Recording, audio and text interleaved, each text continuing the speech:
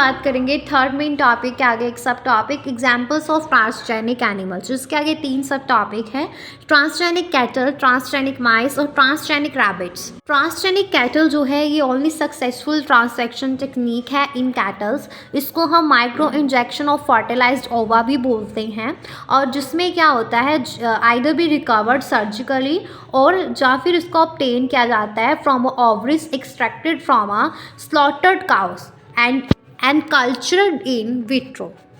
Okay, so chief objectives of a transgenic cattle production क्या आ जाते हैं कि इसमें इंक्रीज्ड मिल्क मीट और मिल्क की प्रोडक्शन है वो ज़्यादा होती है, मॉलिक्यूलर फार्मिंग होती है, हमारे जो कैसाइन इन मिल्क उसकी प्रॉपर्टीज प्रोपोर्शन इंप्रूव की जाती है, रेगुलेट कंटेंट ऑफ लैक्टोज होता है, butter fat in milk, okay, और enhance resistant to viral and bacterial pathogens.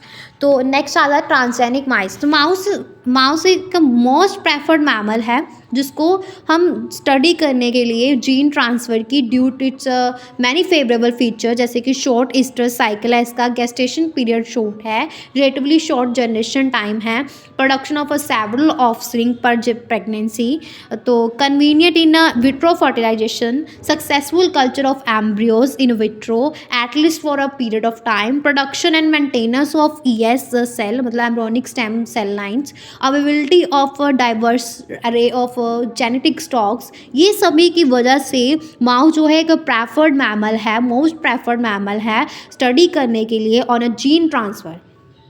और इस फेवरेबल फीचर्स की वजह से जो मैंने भी आपको बताया कि इसके छोटा ईस्टर साइकिल होता है, गेस्टेशन पीरियड छोटा होता है, शॉर्ट जनरेशन टाइम होता है, प्रोडक्शन करता है बहुत सारे ऑफस्प्रिंग पर प्रेगनेंसी, ये कन्वीनियंट होता है विट्रो फर्टिलाइजेशन में, ये successful culture of embryo in vitro at least for a period of time, production करता है, मेंटेनेंस करता है, प्रोडक्शन और मेंटेनेंस करता है एम्ब्रियोनिक स्टेम सेल लाइन्स की, अवेलेबिलिटी है diverse array of genetic stocks की, इसकी वजह से। तो इसकी वजह से ये टेक्निक्स जो हैं जीन ट्रांसफ़र की, जीन प्रोडक्शन की, have been developed using mice as a model. Clear है। देन नेक्स्ट आता है ट्रांसजेनिक रैबिट्स। तो रैबिट जो है क्वाइट प्रॉमिसिंग है जीन फार्मिंग के लिए, मॉलिक्यूलर फार्मिंग के लिए। इसका मेन एम क्या है कि ये प्रोडक्शन करता है रिकवरेबल क्वांटिटीज ऑफ फार्माक्यूटिकली और बायोलॉजिकली इंपॉर्टेंट प्रोटीन्स की, जो इनकोडेड की जाती है बाय ट्रांसजीन्स।